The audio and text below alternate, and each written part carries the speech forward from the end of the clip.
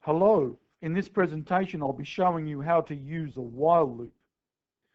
Now some people refer to a while loop as a conditional loop. I'll be writing a program using a while loop that prints the numbers from 1 to 3 down the screen. Now while the condition or comparison returns a value of true, and I'm referring to this condition or comparison, while num less than 4 returns a value of true, the code inside the while loop will continue to loop. The code inside the while loop will continue to be executed. So it all depends on num less than 4. As long as that's true, the code inside the while loop will be executed. I'll be testing my while loop using a procedure called print num. So that's what I'll be defining. And this is the while loop right here. As you can see, it begins with the keyword while. You can see that there are 2 lines of code directly underneath the while loop that are indented from the left. They're indented towards the right. This is because it's these 2 lines of code that are inside the while loop. It's those 2 lines of code that are going to be executed many times. They're the lines of code that are inside the while loop. And so when I run this procedure print num, the first line of code that's going to be executed is num equals 1. Now that's an assignment statement. It works from right to left. And what happens is the value that's on the right, which is 1, gets copied to the variable on the left. There's always a variable on the left, and what happens is the value that's on the right gets copied to the variable on the left. And so the value of num becomes 1. And you can see the changes that are occurring in this program. They're being listed in that table on the right. And so now I move down, and this is where I test that condition. Num less than 4. Is that going to produce a true or a false? Well, num is 1. 1 is less than 4. So that returns a true.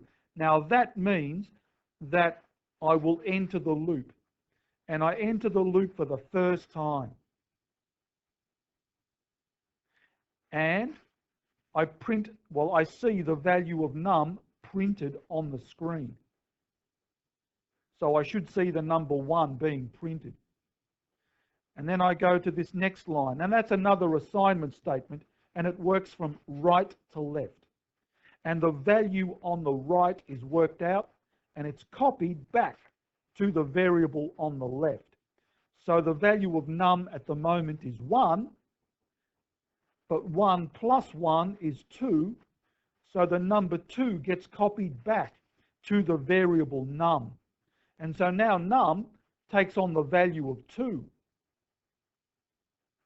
I go back to the start of the loop. Is num less than 4 true? Is 2 less than 4? Yes, it is. It's true. That means I loop once again for the second time.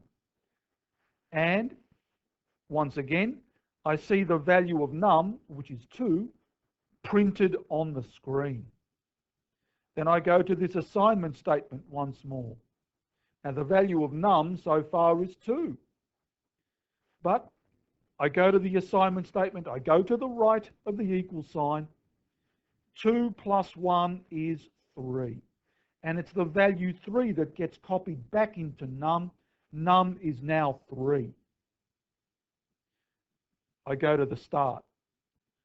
The condition is evaluated, it's tested. Does num less than 4 return a true? Is 3 less than 4? Yes, it is. That's true, which means I loop again, now for the third time.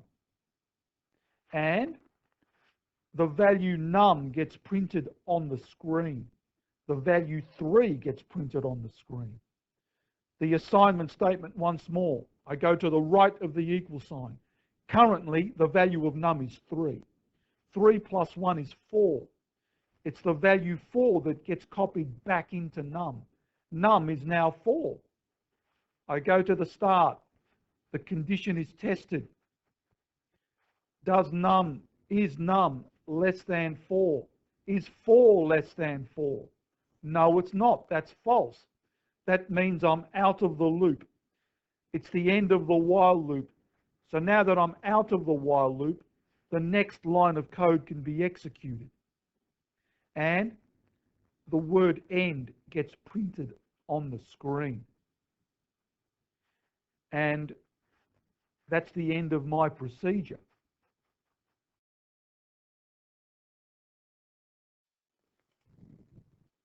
As you can see, I've typed in the procedure into Python. And now I'm going to run that procedure. I'm going to call that procedure print num and press enter. And if I press enter, you can see that the number 1, 2, 3, the numbers 1, 2, 3 are printed down the screen. And the word end finally appears. What I can do, I can redefine num, print num.